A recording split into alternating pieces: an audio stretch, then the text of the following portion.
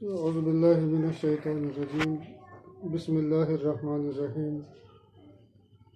تو سب سے پہلے آپ کی خدمت میں السلام علیکم۔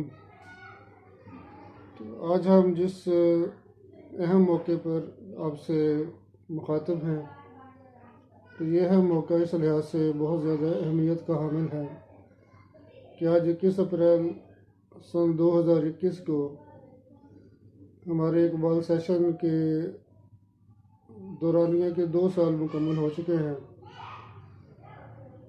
تو ہم نے کوشش پوری کی تھی کہ پورا سال ماہانہ بنیاد کے اوپر پروگرام ہوتا رہے، لیکن کچھ کرونا کی وجہ سے اور کچھ دیگر وجوہات کی بنا پر 3-4 موقع ایسے آئے جب ہم پروگرام نہ کر سکے، لیکن ہمارے جذبے کبھی ماند نہیں ہوئے، اور آج 21 اپریل سن 2021 کو ہمارا جو پروگرام نمبر ہے وہ بھی حسن اتفاق سے 21 ہے۔ اگرچہ کوتاہیاں تو ہوئیں، لیکن کوتاہیوں کے باوجود اللہ نے جو فگر ہمیں دیے یہ بڑے دل فریب ہیں۔ 21 اپریل سن 2021 اور 8 رمضان المبارک، آج ہم یہاں اسلام پورہ میں جمع ہوئے ہیں، اور حکیم صاحب نے اپنی شدید مصروفیات اور گھر میں ایک مسئلے کے باوجود وہ یہاں پہ تشریف لائے۔ تو آج میں علامہ صاحب کے شعر سے ہی آغاز کروں گا۔ تو نے پوچھی ہے امامت کی حقیقت مجھ سے، حق تجھے میری طرح صاحب اسرار کرے، موت کے آئینے میں دکھا کر رخ دوست، زندگی تیرے لیے اور بھی دشوار کرے۔ تو اب میں ملتمس ہوں حکیم امیر علی تلاش صاحب سے کہ آج انہوں نے جس موضوع پر اظہار خیال فرمانا ہے، تو آج 21ویں اقبال سیشن کا اقبال کارواں کے زیر اہتمام، مجلس فیضان اقبال کے زیر اہتمام، تو ان کا آج کا جو موضوع ہے تو اقبال اور حب اہل بیت، تو انہوں نے رمضان المبارک کے حوالے سے خاص طور پر یہ منتخب کیا ہے۔ اب میں بنا تاخیر میں دعوت دوں گا حکیم امیر علی تلاش صاحب سے کہ وہ آپ سے اس سلسلے میں مخاطب ہوں۔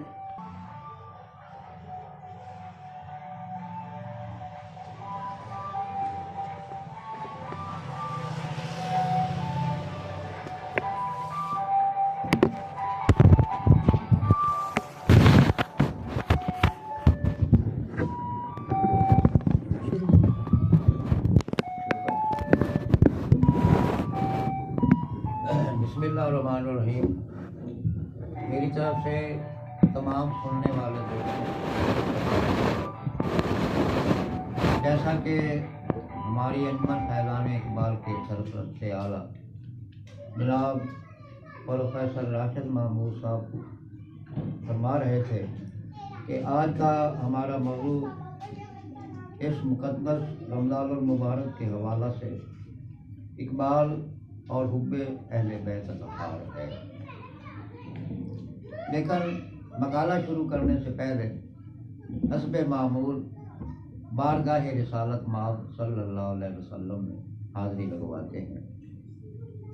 لب پہ ہے توصیف نبی کی، میں ہوں اور تعریف نبی کی، کام یہی ایک کرتا ہوں میں، دم سرکار کا بھرتا ہوں میں، باقی فکر ہیں سارے کم کم، صلی اللہ علیہ وسلم۔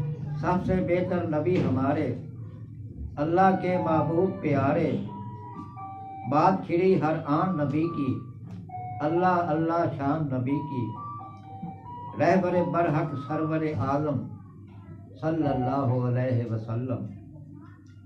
آپ سے ہے یہ خلق تمامی، اونچی آپ کی ذات گرامی، سید آدم میرے نبی ہیں، افسر و حاکم میرے نبی ہیں، میرے نبی ہے نور مجسم صلی اللہ علیہ وسلم۔ اللہ کے محبوب نبی ہیں، وہ ہر خوب سے خوب نبی ہیں، میرے نبی ہر ایک سے بڑھ کر عرفہ، اعلیٰ، افضل، برتر، اطیب، اطہر، ارحم، اکرم صلی اللہ علیہ وسلم۔ میں کیوں چھیڑوں ذکر کسی کا، کیا ہے مجھ کو فکر کسی کا، غیر کا دل میں کام نہیں ہے، میرا یہ گھر عام نہیں ہے، یاد حضور کی آئے جم جم صلی اللہ علیہ وسلم۔ بن جائے گی بات تمہاری، چمکے گی بارات تمہاری، روز کرو سرکار کی باتیں، میٹھی میٹھی پیار کی باتیں، آنکھ غم سرکار میں ہو نم صلی اللہ علیہ وسلم۔ ہے یہ ایک انمول خزانہ، دیکھو اس کو بھول نہ جانا، اس دولت سے بھر لو گھر کو، فلک سے اونچا کر لو گھر کو، بول تلاش برابر پے ہم صلی اللہ علیہ وسلم۔ قاعدہ ہے کہ جب کبھی کسی کو کسی سے محبت ہو جاتی ہے تو پھر اس کا ہر ایک ناز اور اس کی ہر ایک ادا پیاری لگتی ہے، بلکہ اس کی خوبیاں تو بہرحال خوبیاں ہوتی ہیں، وہ تو عاشق کا دل موہ ہی لیتی ہیں۔ محبوب میں بالفرض اگر کوئی عیب بھی ہو تو عاشق کو تو وہ بھی ایک خوبی ہی نظر آتا ہے، اسے محبوب کی ترشی اور تلخی بھی ایک قسم کی مٹھاس اور لذت محسوس ہوتی ہے۔ کتنے شیریں ہیں تیرے لب کے رقیب، گالیاں کھا کے بد مزہ نہ ہوا۔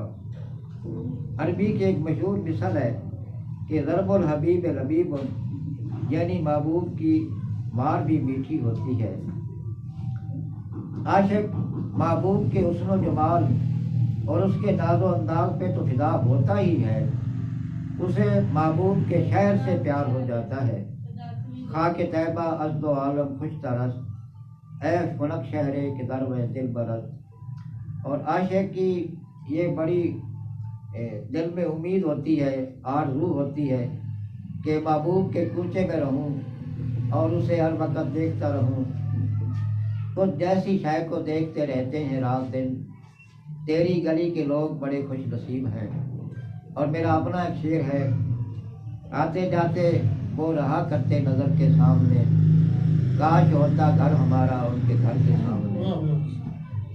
اسے محبوب کے لباس سے پیار ہو جاتا ہے، اس کا محبوب جس مکان میں رہتا ہے اس کے در و دیوار سے اسے پیار ہو جاتا ہے۔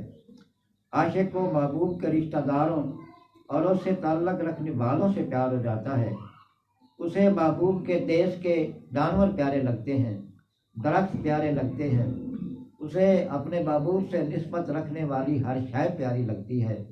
اور تو اور عاشق محبوب کی گلی کے کتوں کے بھی پاؤں چومتا ہے۔ پائے سک بوسیز مجنو خلق گفتہ این چبود، گفت مجنو این سگے در کوئے لیلا رفتہ بود۔ یعنی مجنو ایک کتے کے پاؤں چوم رہا تھا، لوگوں نے حیران ہو کر پوچھا کہ یہ کیا کر رہا ہے، تو مجنو نے جواب دیا کہ یہ کتا لیلا کی گلی سے ہو کر آیا ہے۔ وہ محبوب ہی کیا کہ محبوب سے تو پیار ہو مگر اس سے تعلق رکھنے والوں سے پیار نہ ہو۔ ذرا اس عرش والے عاشق کو تو دیکھو کہ اپنے محبوب کی محبت میں سرشار ہو کر کبھی اس کے شہر کی قسم اٹھاتا ہے جہاں وہ چلتا پھرتا ہے، کبھی محبوب کے زمانہ کی قسم اٹھاتا ہے، کبھی اس کے چہرہ بشمس کی اور کبھی اس کی زلف بلید کی قسم اٹھاتا ہے۔ وہ اپنے محبوب کی ہر ادا پہ قربان ہو جاتا ہے، اور ادھر ہمیں اپنے پیارے محبوب سے محبت کرنے کے آداب سکھاتا ہے۔ کبھی فرماتا ہے کہ جو میرا محبوب فرما دے اس کی حکم عدولی نہ کرو، کبھی یہ فرماتا ہے کہ میرے محبوب کے سامنے ایسا جملہ نہ بولو جو میرے محبوب کو ناگوار گزرے، اور کبھی یہ فرماتا ہے کہ اپنی آوازوں کو میرے محبوب کی آواز سے اونچا نہ کرو ورنہ تمہاری ساری نیکیاں ضائع ہو جائیں گی اور تمہیں خبر بھی نہ ہوگی۔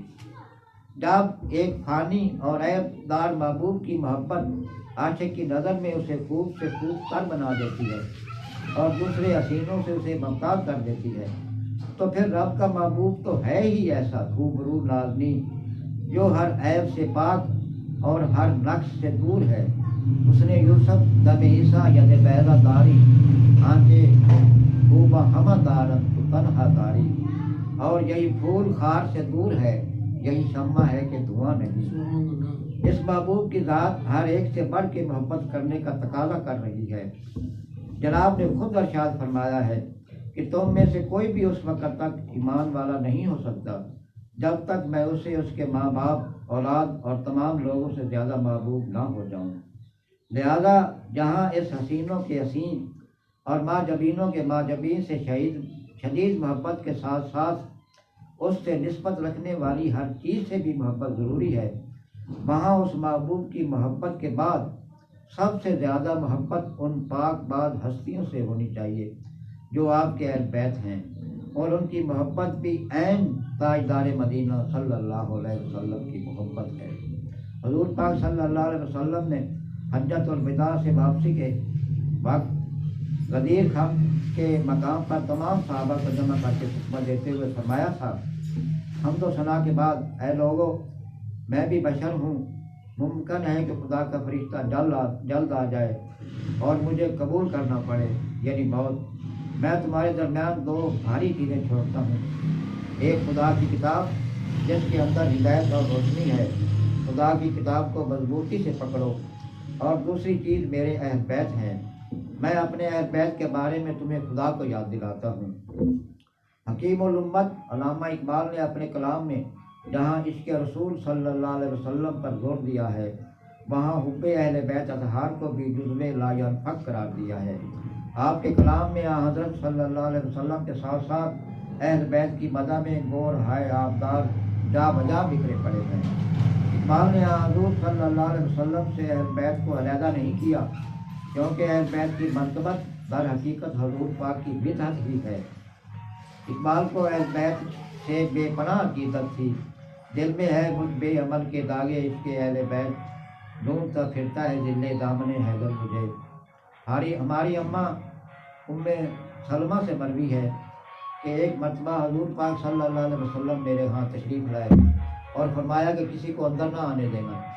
تھوڑی دیر بعد حضرت بی بی فاطمہ الزہرا رضی اللہ تعالیٰ عنہا تشریف لائیں۔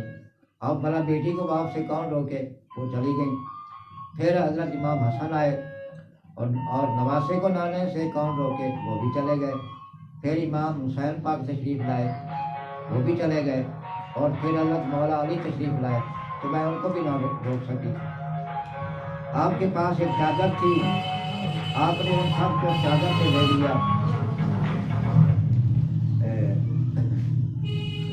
اور دعا کی، الہی یہ میرے اہل بیت ہیں، ان سے پلیدی دور کر دے، انہوں نے خوب پاک کر دے۔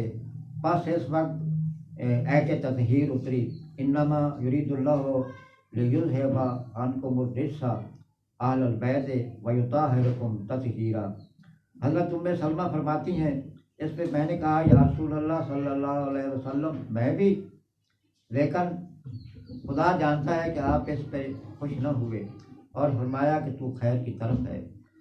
اسی طرح مسلم شریف میں حضرت عائشہ سے مروی ہے کہ ایک موقع پر حضور پاک نے ان چاروں کو اپنی چادر میں لے کر ایت مذکورہ پڑھی تو میں نے قریب جا کر کہا یا رسول اللہ صلی اللہ علیہ وسلم میں بھی اہل بیت میں شامل ہوں، تو آپ نے فرمایا دور ہو، تم یقیناً خیر پر ہو۔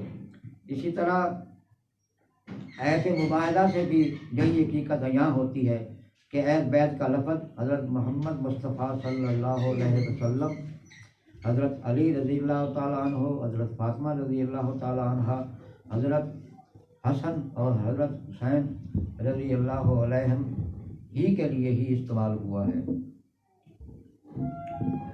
مسند احمد و ترمذی میں ہے کہ حضور پاک جب صبح کی نماز کے لیے نکلتے تو حضرت فاطمہ کے دروازے پر پہنچ کر فرماتے کہ اے اہل بیت، نماز کا وقت آ گیا ہے، پھر یہی ایت تطہیر تلاوت فرماتے۔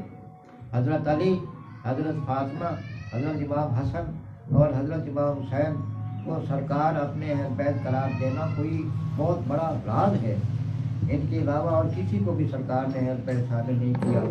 اس راز سے تھوڑا سا حضرت بیگم بارسی نے پردہ اٹھایا ہے۔